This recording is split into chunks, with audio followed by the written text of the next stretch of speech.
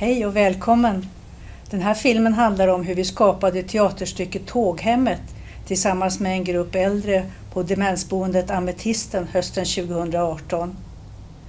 Att resa med ett tåghem, det är som att göra en kryssning med resan går på räls. Man bor på tåget, man äter på tåget, man sover på tåget.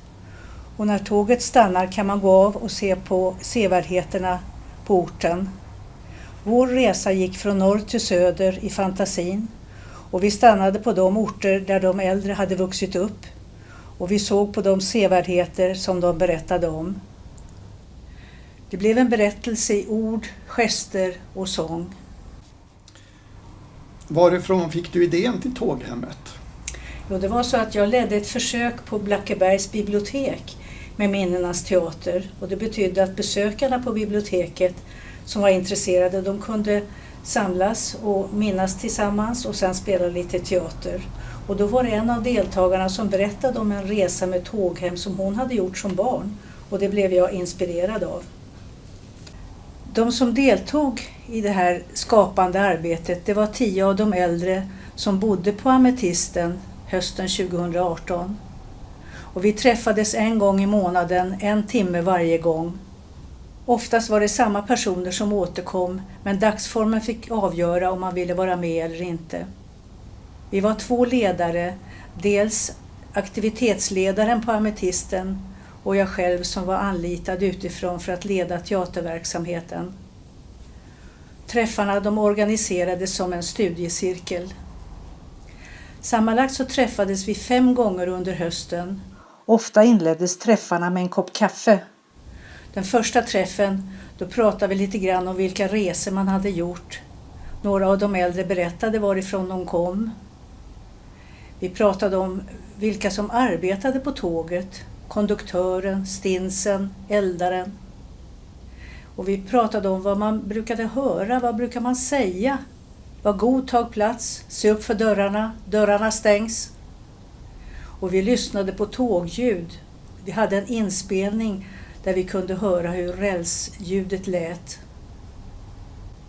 Den andra träffen, då berättade de äldre igen varifrån man kom, var man hade vuxit upp. Och de berättade om de sevärdheter man kunde se på de platserna. Och en av de äldre, Jenny, hon kom från Dorotea. Och när hon berättade vad man kunde se där, då visade hon med händerna att man kunde se kyrkan som låg högt upp. Och hennes rörelse tog vi med i stycket. Så varje gång vi reste förbi Dorotea och såg kyrkan, alla som kunde lyfte händerna. Och när vi passerade den kyrkan, då var det en av de äldre som föreslog att vi skulle sjunga en psalm. Och då valde vi Din klara sol går åter upp. Och vi lyssnade igen på tågljud och vi såg om vi kunde härma tågljudet.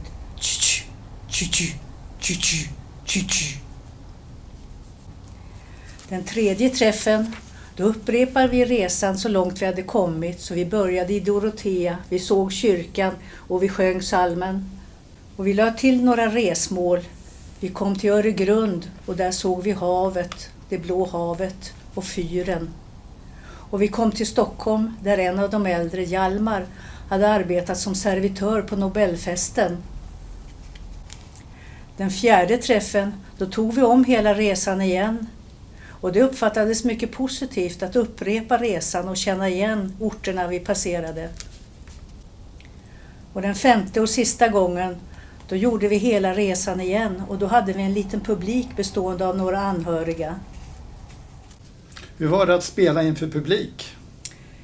Jo, det var bra på så sätt att publiken tyckte det var roligt och var nöjd. Men jag tyckte nog att de äldre deltagarna, de var mer passiva och avvaktande. Och det kan ju ha berott på att de kände sig lite spända och jag också som ledare kanske. Men jag tror att jag blev lite för ambitiös. För att jag tänkte att på samma sätt som för en amatörteatergrupp så skulle de få möjligheten att göra ett genomdrag av pjäsen. Och då blev det helt enkelt för mycket tror jag. Så jag skulle gärna göra om det och spela för publik, men då skulle vi göra lite mindre ambitiöst och ta en sak i taget och spela Tåghemmet som vi brukade göra. När det gällde lokal och möbler, vi var ju ganska många, 10 personer i allmänhet, så vi samlades i en ring i Ametistens samlingslokal.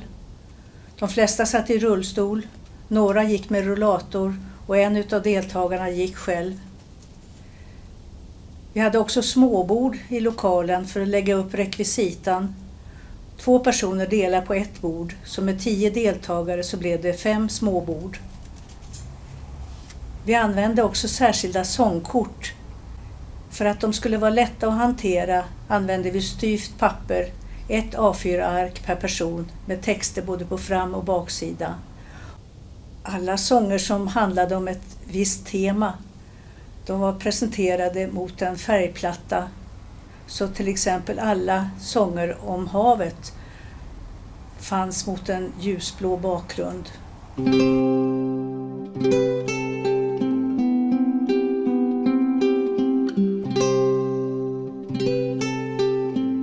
När det gällde rekvisita och kostym så valdes rekvisitan ofta av de äldre själva.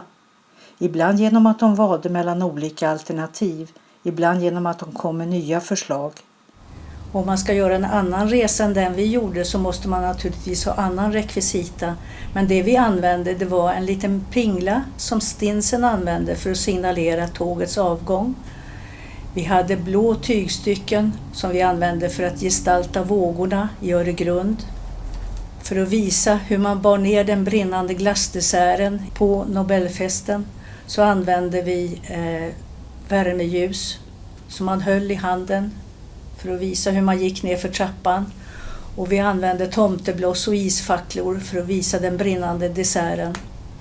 Och för att gestalta den vackra parken vid järnvägsstationen i Norrköping så använde vi konstgjorda blommor som vi kastade i kretsen av deltagare.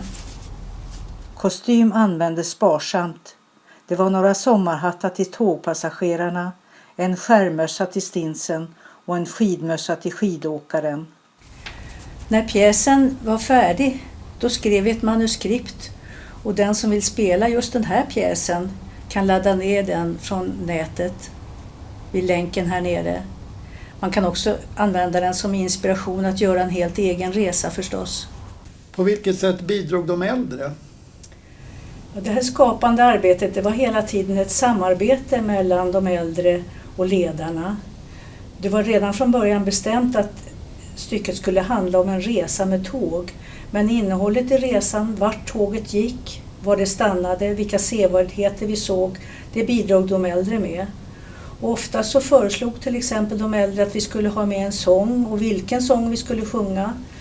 Och vi tittade också på olika pinglor som vi använde för att signalera tågets avgång och då valde de äldre vilken utav de pinglorna som vi skulle använda. Så det var ett samarbete hela tiden. Vad fungerade bra? Ja, jag tycker just det här att vi upprepade resan varje gång vi träffades, det fungerade väldigt bra och uppfattades positivt av de medverkande. Att vi träffades så pass sällan, det fungerade oväntat bra. Både att det var en kort stund och att det var ganska sällan. Sen blev det en del små intressanta detaljer som till exempel när vi diskuterade hur vi skulle gestalta att parken i Norrköping vid järnvägsstationen var så fin.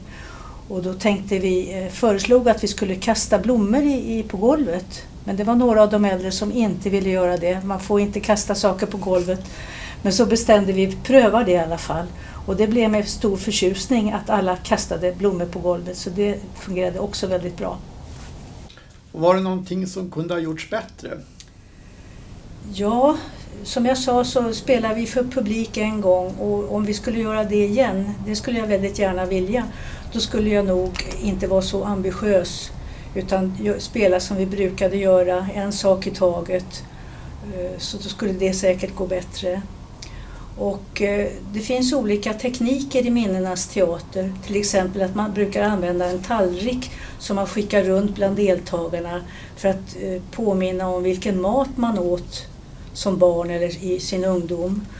Och det här fungerade bra att använda en sån teknik för en del av de äldre, men man förstod att en del av dem också tyckte att det blev som ett krav på en prestation. Så det var inte alltid bra, man får känna sig för lite. Och vad fick du själv ut av teaterprojektet? Ja, jag tycker det här har varit en väldigt berikande och intressant upplevelse. Och det jag minns bäst är faktiskt de människor som jag träffade som var på Ametisten och genomförde det här skapande arbetet tillsammans med oss. Det var människor att minnas.